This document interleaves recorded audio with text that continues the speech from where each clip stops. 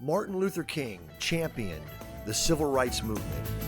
This is the Right to Be Civil movement. Y'all want to know who you voted for? So they can let you in or show you the door. She votes left and he votes right. It's a hell of a recipe for a holiday fight. From our recording studio in Castleberry, Florida, and our production house in Coral Springs, you're listening to the Purple Evolution Podcast. I don't know any left people. I don't know any right people. We're all different shades of humanity. I don't know any red people. I don't know any blue people. We're all different shades of humanity. My name is Doug Halper, and with your permission, I will be your guide on a journey through all things purple regarding the coexistence of human beings on this wonderful planet we call home. The creator of the Purple Evolution, my friend and our host, is Armand Della Volpe, who for over 40 years has been dedicated to being a stand for love. Along with his bride Angelina, Armand has stood true to this commitment through the mediums of public speaking, performing songwriter, TV and radio appearances, magazine and book publishing, personal counseling, and now the world of podcasting. Please help me welcome my favorite civil servant, or more aptly put, servant for civility, Armand.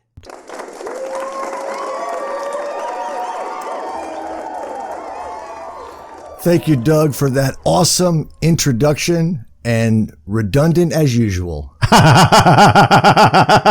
It's not redundant. It's consistent. It's familiar. It's comfortable. Okay, and redundant. As they said in Spinal Tap, there's a fine line between clever and stupid. Brilliant flick. Yeah. So, what are we up to? We are up to talking today about a subject that is very, very dear to my heart.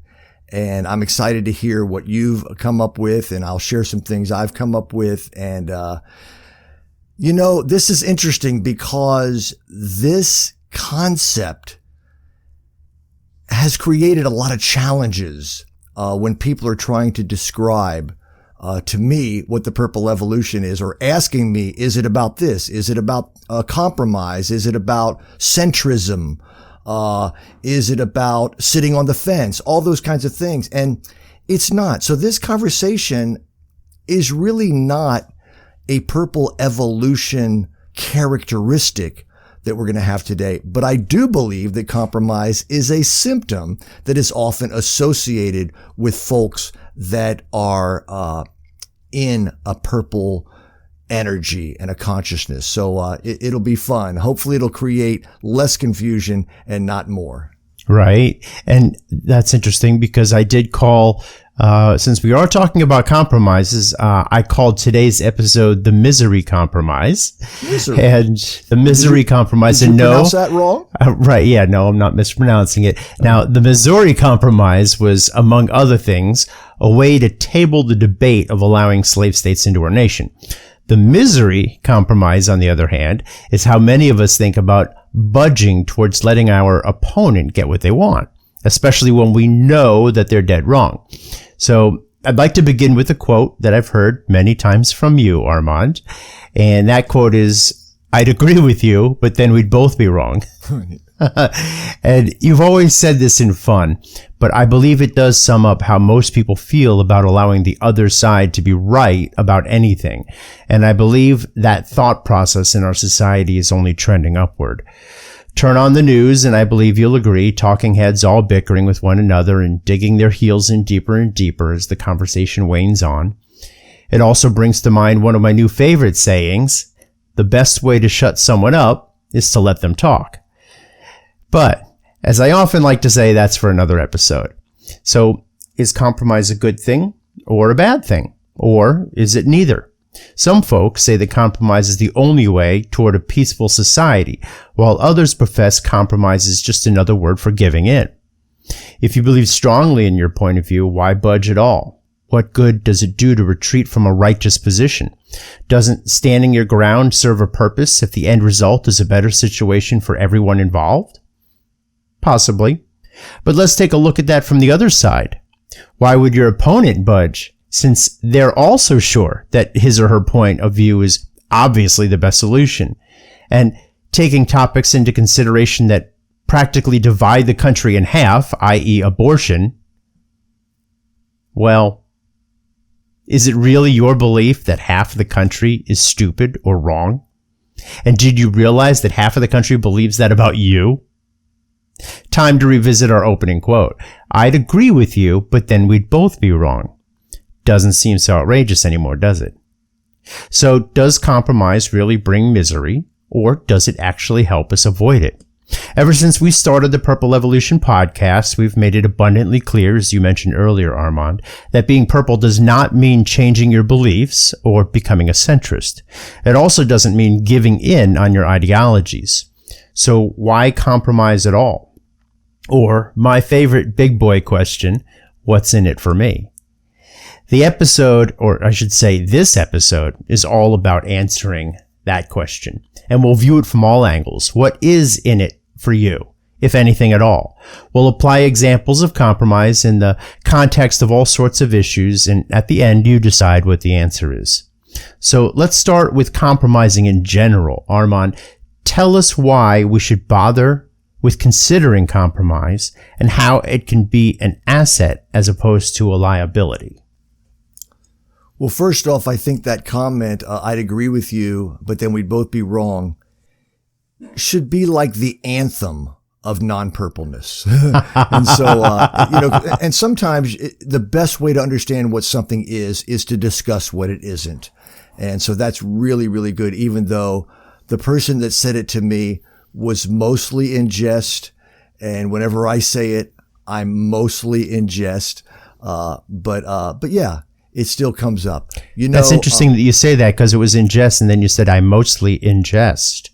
Oh. So here we are taking like Missouri and misery. Well, but ingesting in something that was said may be done in jest, but there's always a modicum of truth, I always feel, in statements, no matter how strong the joke is. If it comes out, there's something about it that might be ingested as truth. Something to think about. Right. And here's a good example of that. Somebody says, look, I'm not racist, but, and then they tell a racist joke. Right. So do you know what a person does right before they tell a racist joke? It's pretty obvious. They erase. Oh.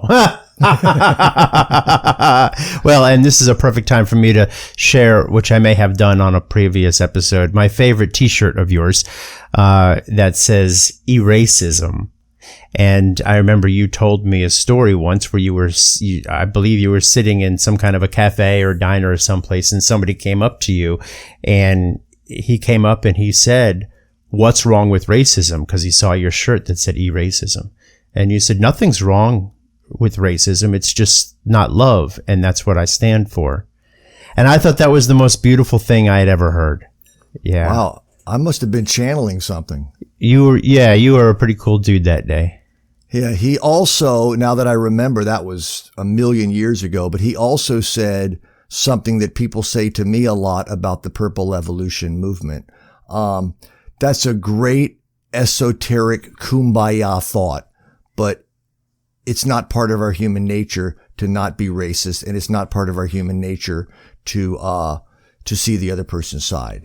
And people say that, your Purple Evolution is really a waste of time. And that makes me want to do it even more. Good. Me too. I was about to say, wait a minute, are you saying that? Because that can't be true. But okay, I hear what you're saying. Right. That's what he said. So talk to us about purple, and is it compromise, and or is it specifically not compromise? Does being purple require it? Or talk to us a little bit about that. First off, I want to go on a tangent. Squirrel! According to Mark Twain, the Missouri Compromise was made between Tom Sawyer and Huckleberry Finn. Crickets. Okay. All right. Maybe we'll edit that part out. Anyway. I'm going to get some cricket sounds. They spent a lot. Yeah, that would be good. They spent a lot of time on the Missouri River, Mark Twain. And anyway, I've been watching a little bit Tom of Sawyer and Huckleberry Finn. Got it. Okay. Oh, yeah, that's right. Right. So let's see. Mark Twain. Mark just wrote about it. Yeah, and he has some really, really fantastic quotes. I can't think of any right now, but he does. We probably use some of them. Yeah, he at least has a lot of quotes that he's blamed for. So yeah. Yeah. Like Abraham Lincoln. Boy, Abraham Lincoln has his face on a lot of quotes that came out hundreds of years after him. You're right. And poor old Gandhi, he's my favorite example. He gets blamed for a lot of things that were said a long time before he was ever even born. Yeah. Yeah. So we're talking about the purpleness. So it's not really necessary to compromise. I like to think of two different terms, righteousness. If you feel right, if you believe that you have a righteous idea, then you're probably not going to want to compromise. And sometimes that's great. If you are self-righteous about your idea, which means you're not even open to what anybody else thinks because you're so full of yourself, then you're really not going to want to compromise, but for the wrong reason. So it really makes things work smoother, if you can learn to compromise. And looking at legislation, we know for sure that things do not move well in DC without compromise. One political word for compromise, I would say, would be bipartisanship. You know, getting some bipartisanship. Unless you don't have to compromise because everybody agrees on it, it appears to me, even though some may support this $2 trillion infrastructure bill that Biden just pushed through, I believe, every time you do a poll, should we spend government money on infrastructure and jobs? I think 80% of the country says yes, fix our crumbling bridges, fix our airports, blah, blah, blah, blah, blah. Now, the left will like it a lot more when it's pushed through by one of their people, and the right will like it a lot more when it's pushed through by one of their people. But the concept itself is not really a compromise. They just all agree that needs to be done. And that's awesome. That's the ideal, is when we're on the same page. You said earlier that there's less of that going on now. And I would agree. I read a study recently that said 8 to 10 years ago, there was about an 80% consensus on a lot of things that were factual. America agreed. Okay, this is factual. Different opinions on how to do stuff, but factual. And now that number has gone down to 66%, which is not good. It's not the right direction. But I still feel confident that 66% is enough to move back the other direction. You know, we still have a majority. It's I guess they call that, like a congressional 2/3 majority. But, I'm still confident that 66% of America have some sort of an agreeance on a lot of factual stuff. Okay, so getting back to the taking those facts and deciding what side you're on, and then compromising. How we were about to talk about how it was purple or not purple, or does it just support purple? Tell us how they correlate with one another. The first thing that comes to mind is it supports purple. Okay, it really supports purple, because when you have an idea that what the other side has to say about something is valuable and needs to be at the table, compromise is one way to put your money where your mouth is. You know, and you talked about abortion. It's such an amazing example. I don't know if you're going to be talking more about it later. I don't want to step on your shoes here about abortion. But abortion is a pretty good example in the U.S. of a pretty middle of the road compromise. You know, the far extreme on one side says murder, wrong, every time. Another far side says woman's choice, her right, every time. But what we found is the middle, most of us are somewhere in the middle of that. And from what I understand about the laws, you're only allowed to do it legally around 4.5 months after conception. So that is a good example of a compromise. So yeah, it's symptomatic of purpleness. It promotes, putting your money where your mouth is. When you say you believe somebody's voice, is important and you go their way. I know when I was going through a really big musical breakup with somebody years ago, and you knew all about it when it was going down. It was a musical divorce, and it was one of the most painful things I've gone through. When I saw my attorney and I told him, here's my point of view, here's my partner's point of view, and what can we do? And he said, I know that we'll be successful when neither one of you are thrilled with the outcome. And I went, wow. That's fantastic. That is fantastic. Yeah, and, absolutely. And neither one of us were really thrilled. I went his way. He went my way. We hashed it out. But we both ended up feeling really good about where it was eventually, and it's still going on. Wow. So you mentioned that musical breakup, which was one of, if I recall correctly, you may have just said the most painful things that you've gone through in your life. You also mentioned abortion, which happens to be one of the hottest topics in politics today. Are there issues that are more important to compromise on than others? I never thought about that. My first knee-jerk reaction would be the ones that are the most polarized are the ones where compromise would benefit the most, because it's so important. So if 50% of the people say, this is one of my most important issues and I need this, and this side says, this is one of my most important issues, I need this. In order to keep the children from beating each other up, we're most likely going to have to come up with some kind of compromise. And I do believe our founders, in their brilliance, as flawed as things are, set up an opportunity for compromise. Okay. Talk about our founders, or actually any other leaders who were the good examples out there of compromise, whether they were founders of the country or, just historical figures. So I don't know a whole lot, because I really didn't get into politics a lot until about 5 years ago. But Lincoln is well known as a person who valued everybody playing nice to a certain extent and wanted to find ways to compromise. You probably know more about that kind of data and stuff than I do. I've heard, and again, I didn't, when I was chasing skirts when Bill Clinton, I was a lot like Bill Clinton when Bill Clinton was president. And, you didn't smoke cigars, did you? No. I never even, took an inhale of pot at that time, even though he didn't totally breathe it in. So I didn't know a lot was going on, but from what I've heard from both sides, in the last few years, is that Bill Clinton, really did promote a lot of bipartisanship and compromise, partisanship.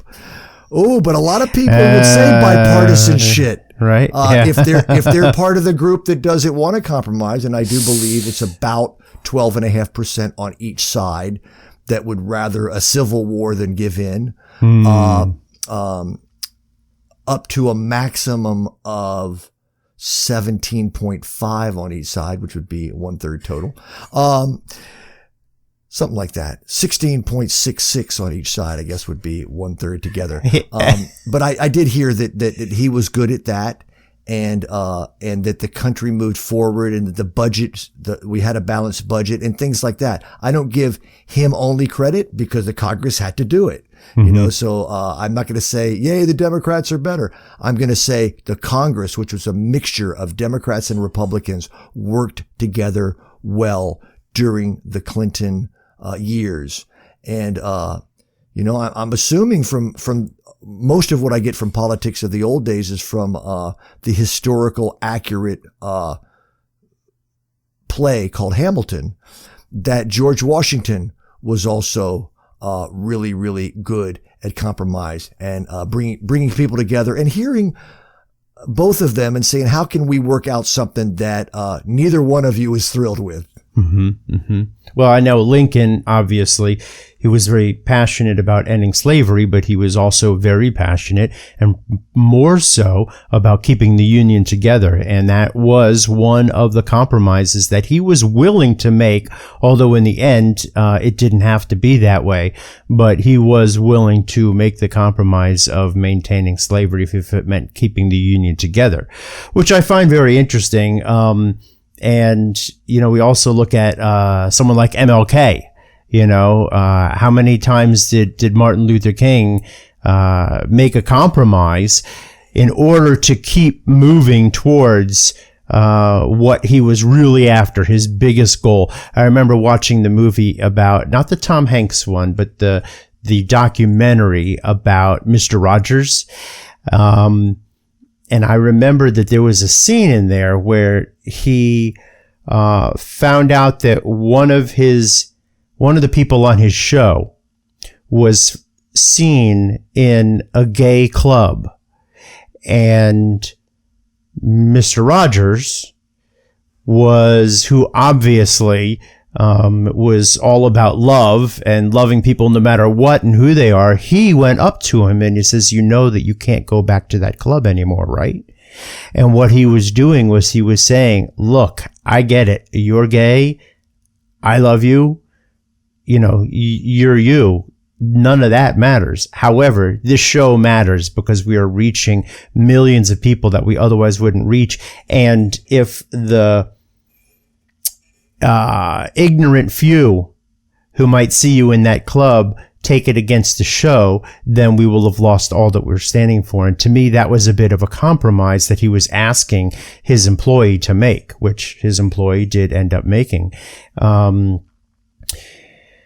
So again, I ask you, are there some other examples you have of people or political figures or historical figures that were very good at compromise? And let's also go back to the other part. Is it the main issues? You said it seems like the biggest issues are the ones where it's most important. We talked about a little bit about abortion, but you can talk more about that, or gay marriage, or gun control, any of the hot topic, button pushers that we have these days. Can you share anything about that? So a couple of things. First, Squirrel, you said something about explain Squirrel, because you've never said that on this podcast before. Right, I know what you mean, but I have been re-diagnosed recently with ADHD, which everybody that knows me is like, duh, it's hysterical. But I didn't know what I know now about it before now, and so I'm really diving into the strengths and weaknesses of my personality. I won't call it a disorder, but my personality trait. And I'm learning that, we have trouble focusing in sometimes because a squirrel can take our attention away from whatever we're doing, or a bright light or a TV on in a sports bar. And so the mascot of the ADHD personality is the squirrel. So when you say something, I can hear squirrel and I can go to it. So going back to Mr. Rogers, that decision by him was not a righteous decision. The righteous decision would have been, it's wrong for people to discriminate against you. Go ahead, do your stuff. And I'm thinking of something like, sometimes it's smart to lose the battle to win the war. And I'm sure that a lot of our political leaders and a lot of our military leaders have made that choice in a great, great way. And I think that's why Lincoln said, boy, we will lose the war if those colonies secede. So if we have to keep slavery for now to keep us together. We will lose that battle for now. Of course, there still was a civil war where millions of people died, which became a bit of a problem. But still, we're talking about all that kind of stuff. I would say that, yeah, there is a lot of these kinds of things that have continually happened where we choose to lose a certain battle to win the war. And one of them is this battle of the budget. You know, both sides claim that they want to keep the budget down. Both sides raise the deficit whenever they're in office. It just happens. And I think sometimes, a lot of times people go, wow, I really don't want to lose this battle that says, oh God, the budget is going to be raised on my watch and that's going to be used against me. But it's more important for me to lose this battle, put this money towards infrastructure or COVID or whatever, because losing the war will be much worse. So I think you touched on something really good there with the Mr. Rogers story. So is that why compromise is not giving up on one's passions? Because you might compromise with the battle, but you're still passionate about the war and the general war? I didn't think of it that way, but you know what?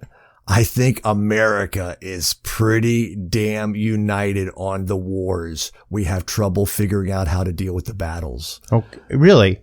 Yeah, well, because America's united on clean air, but the battle is windmills and how much money is going to go to renewable energy. You know, okay, so a war might be pollution in our streams, but how much are we going to hinder the corporations?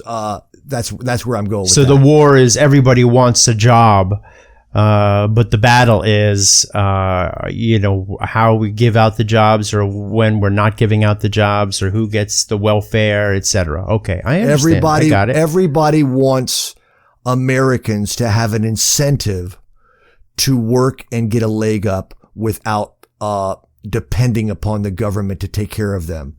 The battles are all the other stuff. Got it. Okay, so is there a time when, so we want to compromise, especially when we're talking about the battles, because we can keep in mind, look, this is a long war. We've got our passions. We're going to stick to them. But for this battle, let's go ahead and kind of like you and your musical partner and the mediator said, I'm going to know that we've really done a good job when neither of you are satisfied, completely satisfied. When is compromise not appropriate, or is there a time when compromise is not appropriate? Boy, I don't know the answer to that. I thought you knew everything. Yeah, I thought I did too, but I've compromised that idea. I'm sure that there are some cases, like I would say, discriminating against a person because of their race or sexual orientation or sex, we should not compromise on that. But we can compromise on how quickly legislation, again, we're talking about the war again. The war, we can't compromise on that, but the battles of how quickly, one thing that has happened, that's come to me a lot in my study of politics and political science and stuff, is that the left consciousness, wants to progress as quickly as possible. And the right consciousness wants to hold on to tradition and values as strongly as possible. And so if you go too quickly, you disrupt the apple cart. If you go too slowly, you don't go anywhere. To me, you really have to compromise, even though tradition and values are awesome. And even though progress and evolution are awesome, they're all awesome. Man, I'm excited today. Yeah.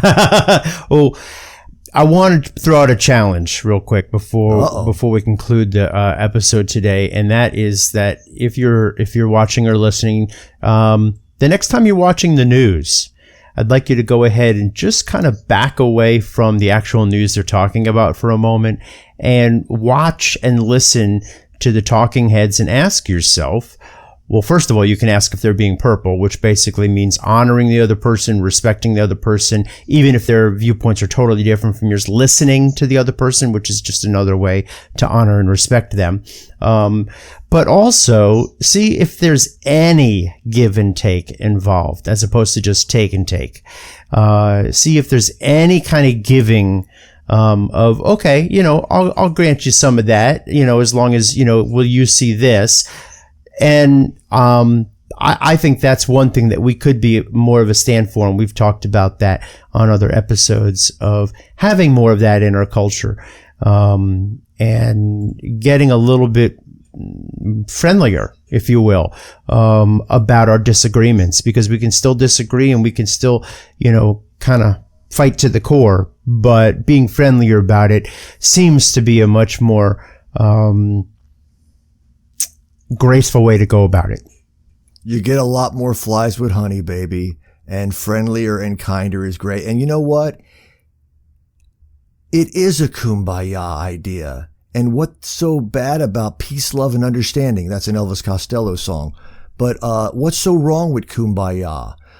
It's funny you just triggered squirrel, another idea that I had, because today I heard this thing about one of our leaders. His name is Matt Gaetz, and he's under big scrutiny right now. We talked about him on the last episode too. Okay, so I put he's in big stuff. Yeah, so yeah. I when you have billboards written about you, you're in big stuff. Yeah. So I posted something on our fabulous new Purple Evolution group, which we have over 200 members now and lots of exciting dialogues. And I said, look, I don't know the answer to this, but I want to let you know what's going on. And I said, it kind of sounds like a hit job to me. And I want to say he's one of my least favorite people in politics. I think he's one of the least purple people in politics, and I think he contributes to the political civil war as much or more than almost anybody. However, when I know that there's an up and coming star and all of a sudden I hear this going on, my brain immediately goes to, I hope this isn't a hit job. And if it is a hit job or a witch hunt or however you want to call it, I hope it gets exposed. So it just triggered me to think that. So I put that out there, and then there was a bunch of discussion, and then a couple of gentlemen who I would call bright blue people. If they're watching this, they may take offense with that, but bright blue. They posted some Rachel Maddow, stuff, where she does one of her shows all about this. And I said, well, I'm not a big fan of the opinion hosts. I would rather watch more journalism and less bias. So I'm not saying what she's saying is not true, but I don't consider her to be very objective. Well, then it was a litany. Well, I hope you're not comparing her to the opinion host on Fox News and all this stuff. And I went, here it goes. Yeah. Here it goes. Yeah. So I said, I could use a little help from somebody on the right now. And I don't know how that went because I left that. I had other things to deal with. But my experience is a lot of people, I better say a lot of people, on the right are much easier on the opinion people on Fox News. And a lot of the people on the left are much easier on the opinion people on MSNBC, but they can sure see the speck of dust in the other opinion host's eyes when they don't see it very well in their own. So that just happened today. Sure. Okay. Wow. Well, I'm glad that you mentioned our Facebook group. By the way, for those of you that are listening and watching, we do have that new Facebook group, which is growing like crazy. We just got over 200 members that are all in these incredible conversations with one another about how to create a purple universe. And there are Democrats, there are Republicans, there are conservatives, there are liberals, all sorts of people all over this page with all sorts of opinions. But it's happening in a purple way. So like you said, it makes you want to fight a little bit stronger for this purple idea. We're doing it. So if you want to, you go to facebook.com/groups/the purple evolution. Okay. You can also access it from our website. But I'll say that again, the facebook.com/groups/the purple evolution. So go there and join our conversation. We would love to have you be a part of our purple conversations, and you can start conversations on your own, and we would love to join in there. Speaking of other folks joining in with us, Armand, do you have a award winner for the week? You won! You did it! You did it! I knew you would! I just knew you would! I do, but before I do that, Squirrel, I want to say something about our page. I was pleasantly surprised that it is working as well as it is with civility. Now, of course, when they come in, they are asked a question, are you willing to be this way? On my personal page, when I used to talk about this stuff, where I have 5,000 people that are just there, nobody's really committed to purple, it was horrible. And I would be up at night trying to moderate and figure out how to work it. I was very emotional about it. I'm not so emotional about the page, and everybody that goes on there, maybe not everybody, but most of the people that go on there with an intention of being part of a purple dialogue. And if you want to see how purple works, that's a great place to go. Great. Okay. So did you say purple male, purple evolution award? I did. Okay. I said Purple Evolution Award. Purple Evolution Award. So the Purple Evolution Award for today is the Articles of Confederation, under which the United States operated from 1781 to 1787, provided that each state would be represented by one vote in Congress.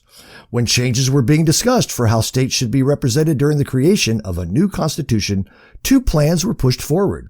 The Virginia Plan provided for representation to be based on the population of each state. On the other hand, the New Jersey Plan proposed equal representation for every state. The Great Compromise, also called the Connecticut Compromise, combined both plans.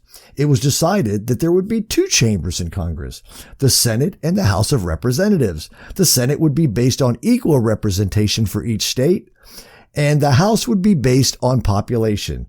This is why each state has two senators and varying numbers of representatives. Now, my hunch is 90% of America would not know that. And I certainly would be one of that. 90% would not know that. But what an awesome congressional founding fathers things to do to keep each side from getting exactly what they wanted. And to give each side exactly what they wanted. So yeah, that's pretty powerful. That's pretty powerful. And maybe that goes down to Donald Trump's theme song. And I'm not saying this in a disparaging way. This was the theme song. You can't always get what you want, but if you try sometimes, you get what you need. Was that his theme song? That's what they played when he would walk out. Okay. And YMCA, which makes no sense to me either. That's all right. All right, yeah. Some mail. Do you have some purple mail for us that we received this week? So this is actually a meme. I'm going to read it to you in the purple version first because I had a friend of mine fix it because I posted it on our page, and two of our fabulous Purple Evolution members called me out on it. And one of them actually wrote, "So much for being civil." And I missed it. So I'll read that one later. But first I'm going to read the change that happened that I really like. And to me, this is an example of compromise. Great. It's all the Democrats' fault. And that's in red. It's all the Republicans' fault. And that's in blue. And in green, which I would have preferred purple, but it's in green. No, it's our fault for allowing corruption to stay in office, to fight each other instead of working together for the good of this great country. So that's on my page and on the purple group page. But the original version was removed that said, no, it's our fault for allowing you asses to stay in office to fight each other instead of working together for the good of this great country. Okay. And we said very clearly that name calling is not tolerated, and I got nailed on it. Busted. But you know what everybody said was the sentiment of it shone through. Mm-hmm. The sentiment of that is so good that they sort of could look past the asses, and I could too. But you know what? Why not just say corruption, instead of allowing? Sure. There's right. Because now all of a sudden somebody that may have been who you're talking to, is feeling called a name. Not only did you do name calling, but you did swearing if you want to, get to the nitty gritty. So that's fantastic. Double whammy. Yeah. Shout out to Ricky Newell, who was one of the people that pushed back on me and offered to fix it, because he's one of those, he's got a good executive functioning in his brain, unlike myself. Got it. Well, thank you, Ricky. Thank you, Ricky. Cool. Is your beautiful bride around to give us a quote? She is. Angelina, could you float in here?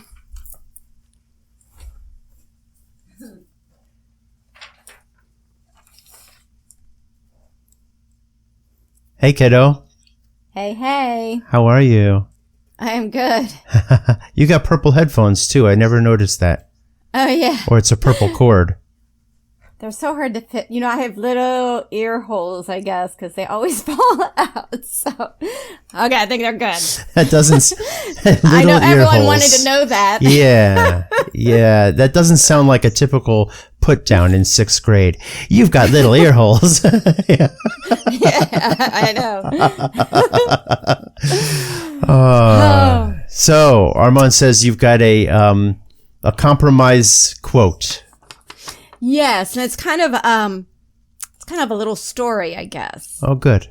Okay. Do I need to get my blankie and my teddy bear and curl up and get ready for story time? No? Okay. Dang it. Well, I don't know. Maybe. Let me see if I can find one. No, I gotta... Yeah, anyway. Okay. So, Armand was talking about the importance of compromise in a committed relationship, and a spiritual teacher said to him, "Compromise is just a way for neither party to get what they really want." To which Armand said, "Wow, that makes a whole lot of sense. Now I know why you are single."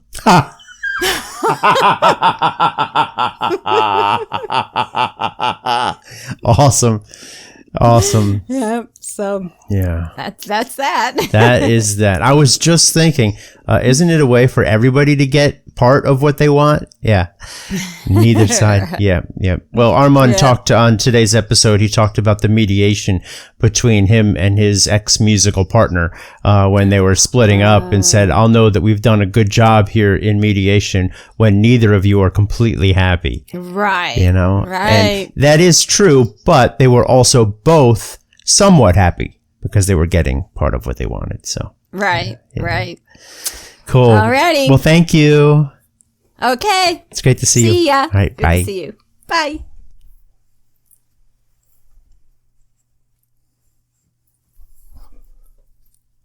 God, I'm so glad opposites attract. Well, I tell you what, she is a keeper. Yeah. If you ever decide not to, you just throw her in the mail this way, okay? You got it, buddy. Yeah. I'm hoping to celebrate my 50th anniversary with her in 30 years. Okay. Well, happy 20th for now. I know we went out for your 20th, so we sure did. It was a highlight of my life. Yeah, it was the highlight of my bank account. Yeah. Boy, but I was very impressed. You got so many cashback points that night. I should be on one of those commercials that throws their card across the way so it goes first. Yeah, that was a great night. So cool. Well, before you take us out, I want to remind our listeners and our viewers of our new Facebook group on Facebook. Hello. Our new Facebook group for the Purple Evolution. It's facebook.com/groups/the Purple Evolution. Go there, join us in the conversation. Look for things that Armand posts that you can call him out on, and we love these conversations. They're fantastic. As a matter of fact, I just got something today from one of our group members, about a song about purple. And you said maybe this could be your unofficial theme song, and it was hysterical. And now I'm crazy about this new artist. So anyway, go to the Purple Evolution group page, and we would love to join with you there in civil discourse about all sorts of things. On that note, A Sharp, Armand, would you like to take us out? What do you call a musician in a mine shaft that gets trampled? Wow. What do you call a musician in a mine shaft that gets trampled? What do you call a musician in a mine shaft that gets trampled? A flat minor. Bad. Okay. So I will just take us out with another Calgon, take me away. another purple lyric. There ain't no good guys. There ain't no bad guys. There's only you and me, and we just disagree. Ooh. I think that's the next lyric. Yeah. He was a Mason, by the way, that guy. A Mason? Yeah. Dave Mason. Okay, I'm sorry. Squirrel. On that note, have a great week, everybody. Everybody. We'll see you in See you in a couple of weeks. All right. Bye. Peace. Remember, there are good people in the world. If you can't find one, be one. Let's make America civil again. When they're right people, I don't know when they're wrong people. We're all different shades of humanity. I don't know when they're liberal people. I don't know when they're conservative people. We're all different shades of humanity. But let me tell you now, we are all the same. One race. No politicians were harmed in the making of this podcast. The Purple Evolution would love to hear from you. Please contact us by visiting thepurpleevolution.org. You can send us an email, post a comment, ask a question, make a recommendation or a critique on our webpage, become a patron, or even shop for Purple Evolution products and gifts from our store. We are just one click away. thepurpleevolution.org. That's thepurpleevolution.org. We look forward to your visit.